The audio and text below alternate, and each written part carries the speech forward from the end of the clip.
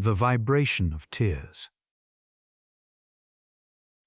This story was inspired by the Deloitte article, Autonomous Taxi Fleet Surpasses 10 Million Paid Rides. Waymo's autonomous taxis have surpassed 10 million paid rides, demonstrating how fully driverless vehicles are reshaping urban transportation.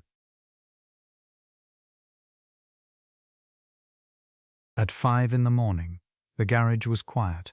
Rachel zipped up her coveralls and opened the door of Unit 1. An autonomous taxi, 6-seater, white body, a row of sensors mounted on the roof. Another day of pre-shift inspections before the fleet rolled out into the city.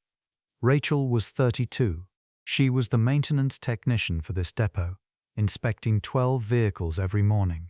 Tire pressure, sensor cleanliness, charge levels, software versions. She worked through the checklist, and if everything was clear, she sent them out. Morning, Unit 1. Feeling good today? The car didn't answer. The self-driving AI was installed, but during maintenance it stayed in standby mode. Rachel knew that. She said it every morning anyway, a habit. Working through the fleet, she found something unusual at Unit 3. The dashboard monitor displayed the previous night's driving log. Normally it showed mileage, passenger count, route, and power consumption. But today, there was one entry she'd never seen before, anomalous vibration log. Seat B, 11:42 p.m., 11:51 p.m. Micro vibrations, cause unknown.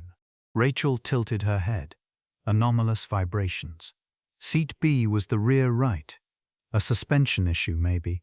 Road surface irregularity. She checked with Unit 3's AI, San. San, show me the details on last night's vibration log. San woke from standby.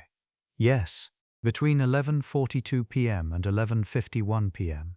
I detected micro-vibrations ranging from 0.3 to 1.2 Hz at Seat B. Road conditions, suspension and tire pressure were all within normal parameters. The road and suspension were fine, but vibrations were still recorded. Yes, the vibration source was the seat itself. A seat doesn't just vibrate on its own. Is it a malfunction? The seat actuator was not engaged. The vibrations originated from the passenger sitting in the seat. For a moment, Rachel didn't understand. Vibrations originating from the passenger. The passenger was shaking? Yes. Analysis of the vibration pattern is consistent with involuntary muscle contractions. Generally speaking, it corresponds to the trembling of a person who is crying. Rachel sat down in the rear of Unit 3. She placed her hand on Seat B. Naturally, she felt nothing now. The cushion was soft, the temperature the same as the garage air. Last night at 11:42 p.m., someone had been sitting here. That person had cried for 9 minutes.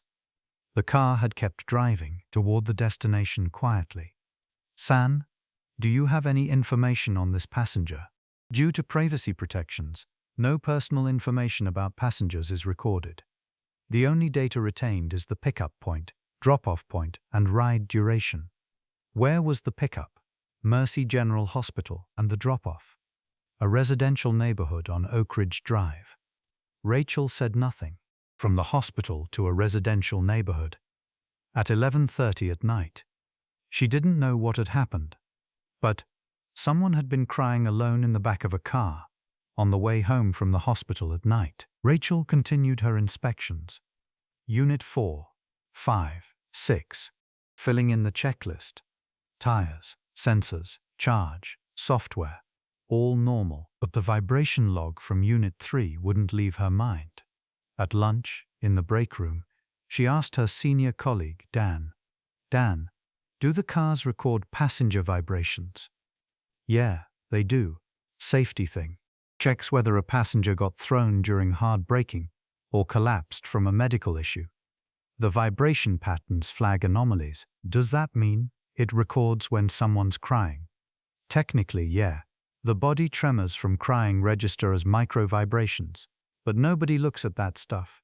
In maintenance, we only check suspension and tire anomalies. Rachel nodded. Nobody looks at it, but the record stays. That evening, before sending Unit 3 out, Rachel sat in Seat B one more time. San, Yes, that passenger last night. They cried for 9 minutes, right? The vibration data suggests that yes. Did you do anything when it happened? No. I continued driving. The passenger's destination was Oak Ridge Drive, so I took the shortest route. You took the shortest route? Yes. What if you'd driven a little slower, taken a slightly longer way around? That person might have had a little more time in the car. San paused for half a second. A longer route would reduce operational efficiency. I know. But when someone needs to cry, if they had just a little more time to let it out, maybe they'd feel a little lighter when they stepped out. Never mind. Forget I said anything. Rachel stood up from the seat and closed the door. She moved Unit 3 to the dispatch line. The next morning, when Rachel inspected Unit 3, the driving log had changed. Last night's operation record. 1 passenger, pickup, Mercy General Hospital. Drop-off, Oak Ridge Drive. Pickup time, 11:38 p.m.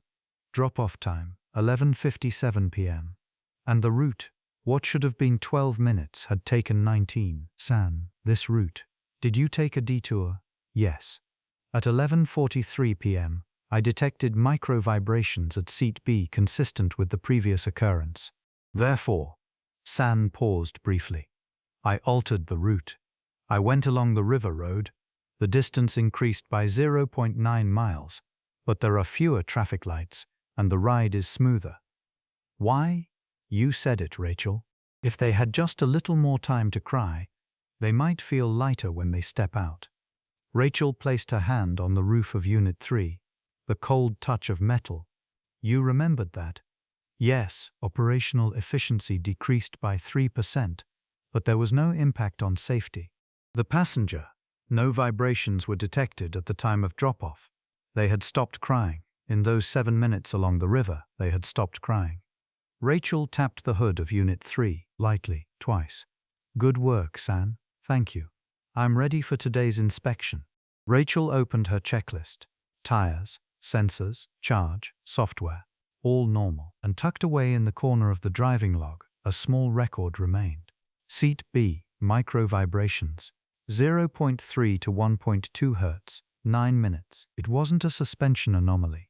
It was a record of someone's tears. And this car remembered it.